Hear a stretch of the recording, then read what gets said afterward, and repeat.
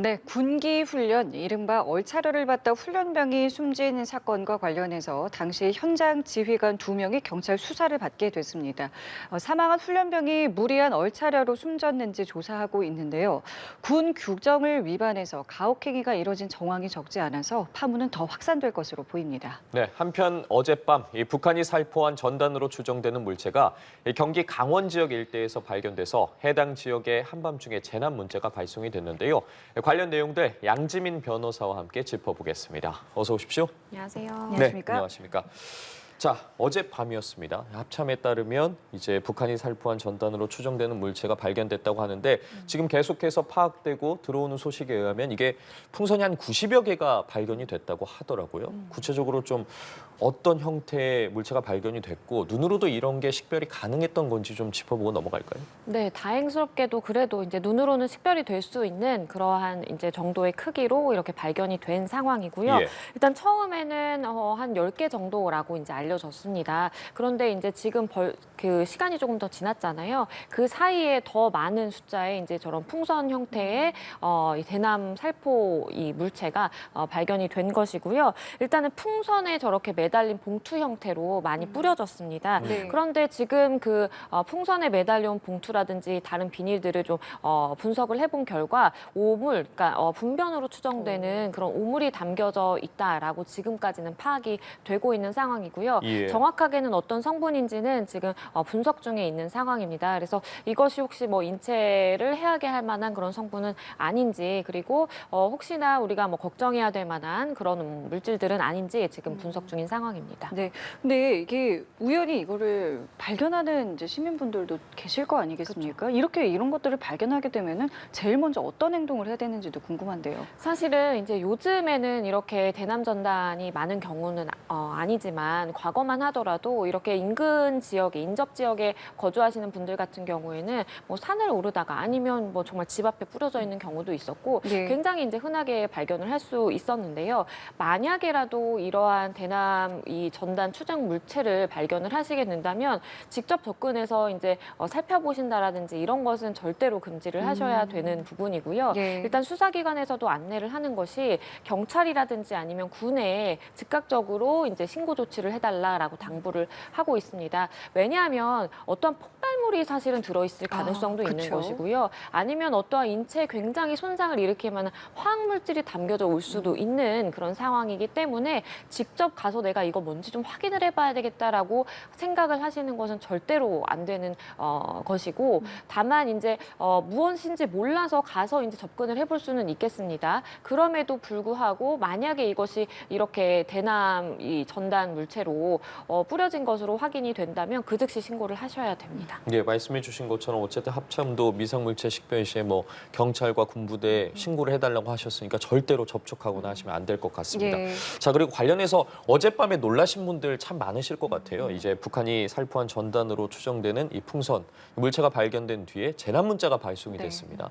그런데 그 재난 문자 하단에 있던 내용 때문에 더 많이 놀라셨다고 하더라고요. 영어로 돼 있던 부분이었는데 이게 공습 경보가 써져 맞습니다. 있었다고 하더라고요. 그렇죠. 이게 이제 한국어로 이렇게 재난 문자 발송된다라는 내용과 함께 아랫부분에 이제 영어로 저렇게 이제 적혀 있었는데요. 저 에어레이드라는 것이 이제 공습 예보라는 것입니다. 그렇기 때문에 사실은 많은 분들이 이 의미를 어떻게 파악을 해야 되는 것인지, 그것도 예. 한밤중에 이렇게 문자가 발송이 된 상황이었기 때문에 관련 이제 기관이라든지 언론사에도 이러한 문의가 굉장히 빗발쳤다라고 하고요. 일단은 저 문자를 보낸 주체는 경기도 민방위 경보통제소입니다. 그런데 이 경보통제소의 이야기는 군 당국에서 문자를 발송해달라고 요청이 있었고 그로 인해서 발송을 하게 됐다. 하지만 그때 당시에 이제 문자를 발송할 때 그 비행 물체에 대해서 정확하게 확인이 된 것이 아니었기 때문에 어쩔 수 없이 위급 재난 문자라고 통칭을 해서 보낼 수밖에 없었다라고 하고요.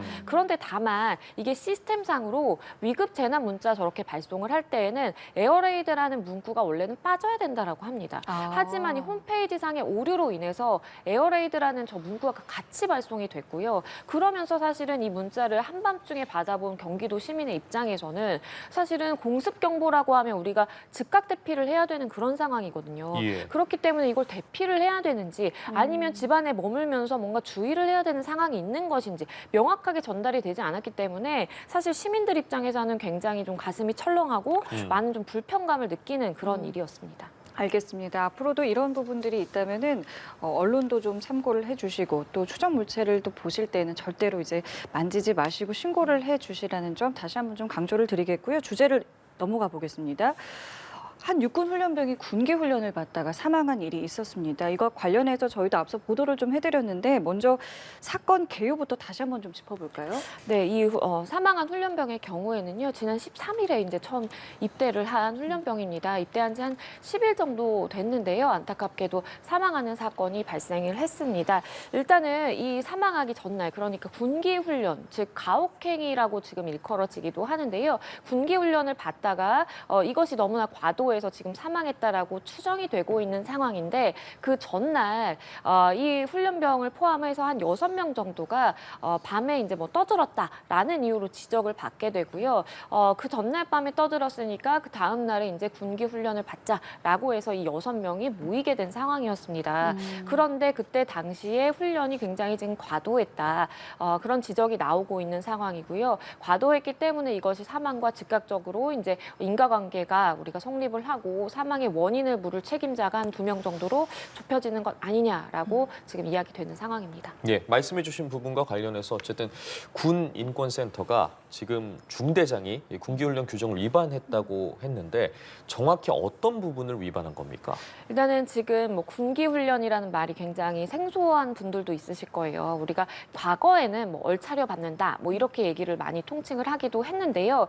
지금은 군기훈련이라고 해서요. 우리가 완전 군장을 했을 때에는 어떤 그러니까 이제 걷는 것만 가능하고 내지는 뛰뛰기를 할 때에는 뭐 몇 회에 한 번에 이제 제한되는 숫자가 있고 이런 것들이 다 이제 군기 훈련 제도라고 해서 다 마련이 되어 있습니다. 그러한 제도가 마련이 되어 있는 것은 사실은 군기 훈련이라는 것을 시킬 때 어떠한 잘못한 것에 대해서 어쨌든 뭐 교화라든지 이것이 잘못됐다라는 것을 인지시키고 나름의 이제 체력 증진과 더불어서 그리고 성취감도 느낄 수 있을 정도의 수준이어야지 이것을 넘어서서 뭔가 과도하게 나의 감정풀이라든지 아니면 보복적인 목적을 가지고 한다라든지 그렇게 해서는 안 된다라는 것이거든요. 그런데 지금 이 사건의 경우에는 지금 일단은 이 중대장이 무리하게 훈련을 시켰다. 즉 완전 구장 상태에서는 구보만 그러니까 그냥 걷는 것만 가능한데 완전 구장 상태로 이 선착순 달리기를 시키고 그리고 이제 뛰뛰기를 시키고 뭐 달리기를 시킨다라든지 이런 것을 다 시켰기 때문에 사실은 우리가 마련되어 있는 군기훈련 규정을 이건 위반한 것이고 당시에 위반을 했기 때문에 그리고 이제 당시에 이제 기온도 좀 높았거든요. 그렇기 때문에 결국에는 이 훈련병이 안타깝게 사망한 것 아니냐라는 목소리가 나옵니다. 예, 그러면 지금 이 숨진 훈련병에 대해서는 사인도 정확하게 나온 상황입니까? 일단은 지금 뭐 언론에 나오기로는 지금 열사병으로 추정이 된다라고 해서 올해 이제 열사병으로 인해서 사망한 그 첫 번째 사례로 이제 분류가 된다라고는 하는데요. 일각에서는 이 횡문근 융해증이라고 해서 굉장히 생소한 이 증상인데 근육이 사실은 녹아내린다라든지 손실이 되는 그러한 증세가 비슷하게 발현이 됐다라는 이야기도 나옵니다. 그렇기 때문에 정확하게 이제 사인은 규명을 해봐야 되는 부분으로 보이는데요. 일단 유족이 부검을 의뢰한 상황이기 때문에 부검 결과에 따라서 정말 우리가 이 횡문근 융해증이라고 볼 수 있을 만한 그런 진단이 가능할지 아니면 단순히 이제 열사병인 상황에서 체온이 너무 급격하게 오르고 그리고 지금 신장 투석을 했어야 되는 상황이라고 전해지는데 이 신장 기능이 제대로 작동하지 못하다 보니까 사망에 이르는 것인지 명확하게 한 달 정도면 이제 밝혀질 수 있을 거라고 봅니다. 예, 사인에 대해서는 좀 더 지켜봐야 할 것 같은데 어쨌든 군 당국이 군기 훈련 현장에 있었던 이제 중대장과 부중대장을 이제 과실치사 또 가혹행위 혐의를 적용을 해서 이 사건을 경찰에 넘겼거든요. 이제 경찰에서는 그렇다면 어떤 조사들이 좀 이루어지게 되는 겁니까? 과거에는 이러한 사건이 발생했을 때 군에서 자체적으로 이제 수사를 하는 것이 가능했지만 지금은 이제 바뀌어서 만약에 사망 사건이 발생하게 되면 경찰로 바로 이첩을 해야 됩니다. 예. 그렇기 때문에 이번 사안의 경우에도 군에서 굉장히 좀 신속하게 경찰로 이첩을 한 것으로 보이고요. 일단 말씀해 주신 것처럼 이첩은 된 상황이고 경찰은 지금 2명의 혐의자, 그러니까 이 훈련병에게 과도하게 훈련을 시켜서 내가 업무상 과실치사죄를 저질렀다라고 지금 혐의를 받고 있는 이 2사람, 그리고 이제 가혹행위를 했다라는 혐의도 받고 있죠. 이 2사람을 아마도 소환을 해서 조사를 하게 될 것으로 보이고요. 그때 당시에 6명이라는 인원이 같이 훈련을 받고 있었던 상황이기 때문에 그때 당시 상황이 어땠을지에 대해서 잘 진술을 해줄 수 있을 것이라고 보입니다. 그래서 아마 참고인 신분으로 같이 훈련을 받았던 훈련병들도 불러서 조사를 할 수 있을 것이라고 보이고요. 더불어서 국가수의 이제 결과, 그러니까 이제 부검 결과가 나온다라면 가혹행위로 인해서 결국에는 뭐 열이 올랐다라든지 어떠한 근육의 손실이 있었다라든지 이런 것들에 대한 인과관계만 성립한다면 사실은 범죄의 성립에는 큰 영향은 없는 상황입니다. 그러면은 처벌의 수위도 생각보다 높을 수 있는 겁니까? 일단은 다양한 지금 범죄 혐의들을 받고 있어요. 왜냐하면 이러한 군기 훈련 규정을 넘어서서 내가 훈련을 시켰다라는 것은 어떻게 보면 나에게 직권남용이 될 수 있겠거든요. 그렇죠. 그러면 사실은 이제 직권남용죄도 성립을 할 수 있는 것이고요. 거기에 더불어서 군형법에는 가혹행위가 엄격하게 금지가 되어 있습니다. 왜냐하면 우리가 다들 아시는 것처럼 군대 내에서 이러한 가혹행위로 인해서 뭐 사상자가 발생을 한 사례가 많이 있기 때문에 가혹행위가 엄격하게 금지가 되고요. 더불어서 이제 업무상 과실치사죄까지 적용을 할 수 있는 것입니다. 그렇기 때문에 지금 어쨌든 내가 고의이든 아니든 간에 내가 중대한 과실로 인해서 이렇게 사람이 사망하게 된 경우라고 한다면 실형 선고 가능성 굉장히 높다라고 보이고요. 일단은 지금 가장 수사기관에서 초점을 맞춰서 보는 부분은 훈련 당시에 같이 훈련을 받던 다른 훈련병들이 이상하다. 얘 지금 훈련을 정상적으로 받을 수 없을 것 같다라는 진술이 있었다라고 지금 전해집니다. 예. 그럼에도 불구하고 내가 훈련을 계속 시켰다라는 것은 이 사람이 뭔가 잘못될 수도 있겠는데라는 것을 사실은 미필적으로나마 알았든지 아니면 어떠한 괴롭히고자 하는 가혹행위를 시키고자 하는 고의가 있었다라는 것을 입증할 수 있기 때문에 그런 주변 인물들의 진술도 굉장히 중요한 상황입니다. 예, 말씀해주신 부분들에 대해서 어쨌든 조사가 이루어져 봐야 알겠지만 만약에 현재 상황을 살펴봤을 때 군기훈련 방식을 좀 위법하는 정황들이나 상황들이 조사를 통해 밝혀진다고 하더라도 그 당위성이 인정된다고 한다면 감형이 될 여지도 있는 겁니까? 물론 그 정도를 넘어서지 않는 상황에서 훈련이 됐었고 실제로 훈련을 받을 만한 그러한 어떠한 이유를 당사자가 제공을 했다라고 한다면 충분히 양형에서 반영이 될 수는 있겠다라고 보입니다. 하지만 지금은 그런 상황을 조금 넘어선 것 같아요. 왜냐하면 지금 전날 밤에 조금 떠들었다라는 이유로 이제 훈련을 받는 것인데 물론 군대 내에서 이렇게 떠들고 하는 행위에 대해서 어떠한 군기 훈련을 시킬 수는 있다고 봅니다. 왜냐하면 어떠한 떠들지 마라, 뭐 잠을 자라라는 명령이 굉장히 중요한 그런 곳이고 그것을 위반했다면 그것에 맞는 상응하는 사실 훈련을 시키는 것이 맞았죠. 예. 그런데 아무리 이제 본인들이 잘못해서 6명이라는 훈련병들이 모여서 이렇게 군기 훈련을 받았다라고 하더라도 그때 당시 뭔가 이상 징후를 충분히 느낄 수 있었고 더불어서 이러한 마련되어 있는 제도, 그러니까 그 기준에 벗어나서 훈련을 시켰다라고 한다면 법원이나 수사기관에서 판단을 하더라도 이것은 뭔가 직권을 남용했다. 나의 가지고 있는 권한을 남용해서 이 사람들을 가혹행위를 했다라고 사실은 볼 수 있는 여지도 좀 있습니다. 예, 알겠습니다. 이 부분은 좀 시간이 필요해 보이는데 지금 당장 사실 좀 문제가 되는 부분 중에 하나는 이 지휘관들에 대해서 좀 확인되지 않은 어떤 신상 정보가 인터넷에 좀 많이 이제 공개가 좀 되고 있는 부분입니다.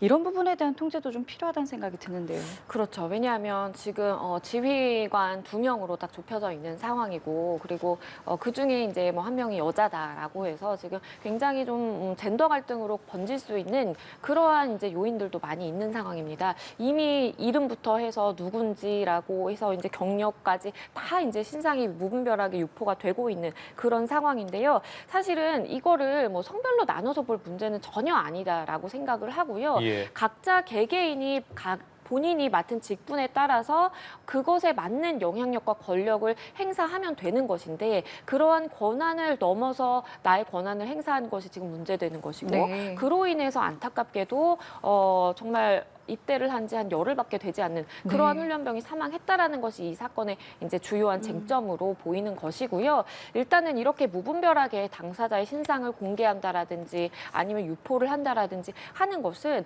내가 명예훼손의 죄책을 질 가능성도 있습니다. 신상을 유포한다라는 것 자체가 어떠한 내가 공익적인 목적을 가지고 한다고 하더라도 이것이 사실은 어떤 범죄 행위를 한 나쁜 사람이다라고 하는 취지의 이제 글과 함께 덧붙여진다면 명예훼손의 이제 죄책을 내가 부담할 수도 있는 것이기 때문에 이러한 정보를 유포하는 분들도 굉장히 좀 주의를 하셔야 된다라는 말씀드리겠습니다. 예.